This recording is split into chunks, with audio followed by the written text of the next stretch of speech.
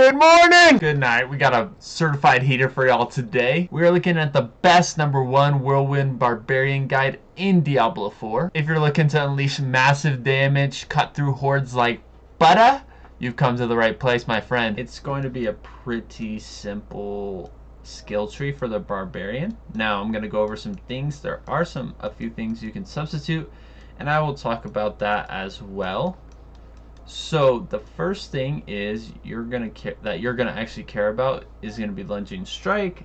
What that does is you can lunge at enemies, you can hit them. It's really good for movement. Also a really good skill to build up your fury, because that is going to be an issue for the Barbarian earlier on in these beginning levels. With that, you're going to take enhanced lunging strike. You're also going to take battle lunging strike. Now our core skill, the biggest part of the Barbarian, is the Whirlwind. So you're going to take Whirlwind, Enhanced Whirlwind, and Furious Whirlwind.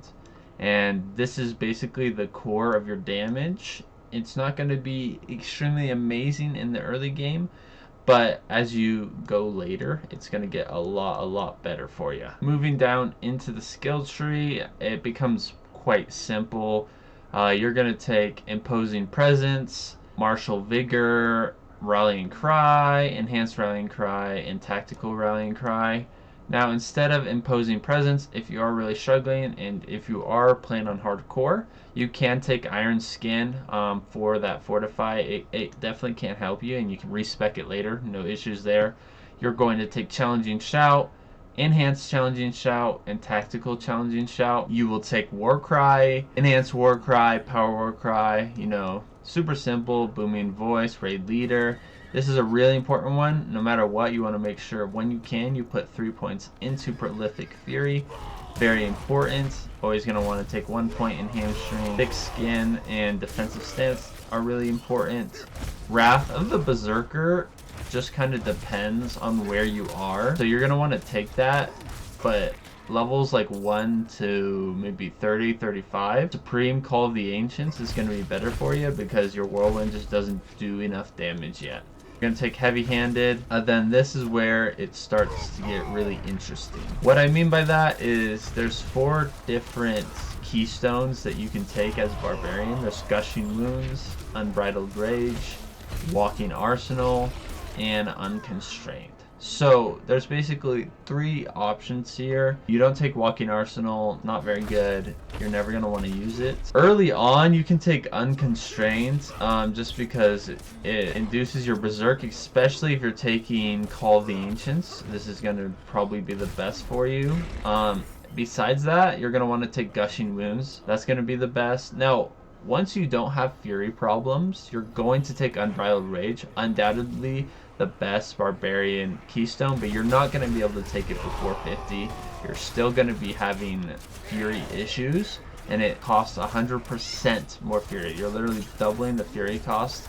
So whatever you think you're feeling about the Fury, even if you feel like it's slightly good, you're not there. I promise you. It's gonna suck never having Fury. The damage will not be worth it. Don't worry though, we'll get there in the long game. Let's talk about your gear and your stats now. It's super important. Aspects are a huge deal. Aspects are legendaries if you don't know, but let's get into it. Here are the best aspects for you as you're going through like 35 to 50.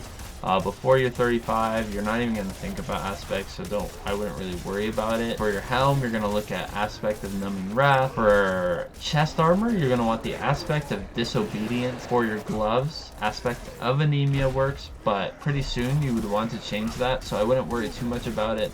Aspect of the Protector. For your pants, Eluding aspect. For your boot, aspect of the Dire Whirlwind, you're going to put that on your bludgeoning weapon. Rapid aspect you can put on your dual wield weapon 1, but just remember that this will change soon as well, so don't worry too much if you don't have the rapid aspect. Then these few that I'm going to talk about now, they're less valuable or less important and maybe a little harder for you to get.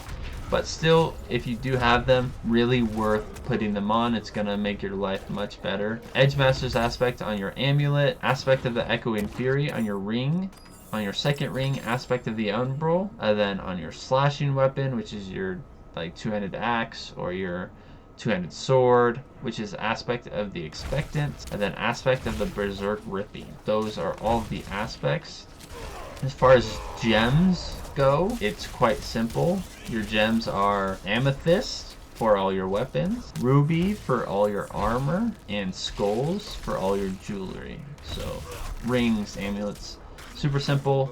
That's just whenever you have sockets for those items, that's where you're going to want to put them. And then pretty much the whole time 1 to 50, you're going to be wanting to use the two-handed sword expertise. You unlock this at level 15. Now your skills in like fight advice, it's going to be super simple.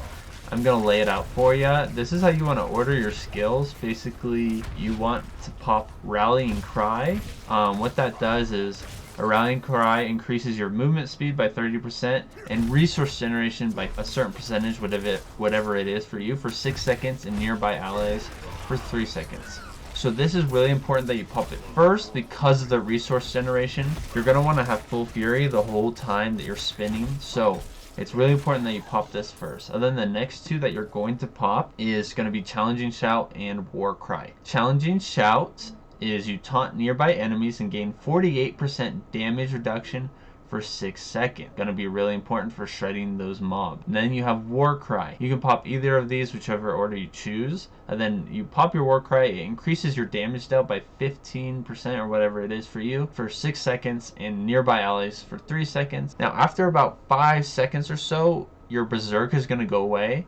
Now, if you're not using Call of the Ancients, this is when you would pop Wrath of the Berserker. You explode into rage, knocking back surrounding enemies and gaining Berserking and Unstoppable for 5 seconds. For the next 10 seconds, dealing direct damage with basic skills, granting Berserking for 5 seconds. So, it gets the mobs off you, and then you become unstoppable, and you just spin, spin, spin right on top of them. But then obviously using Whirlwind the whole time you're fighting.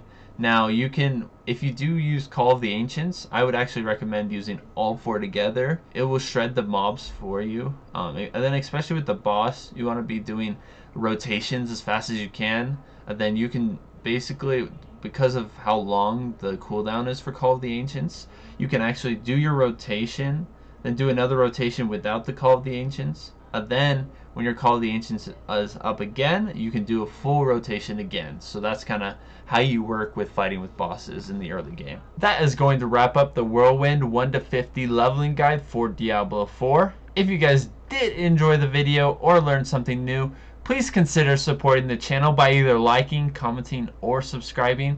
Catch ya in the next one.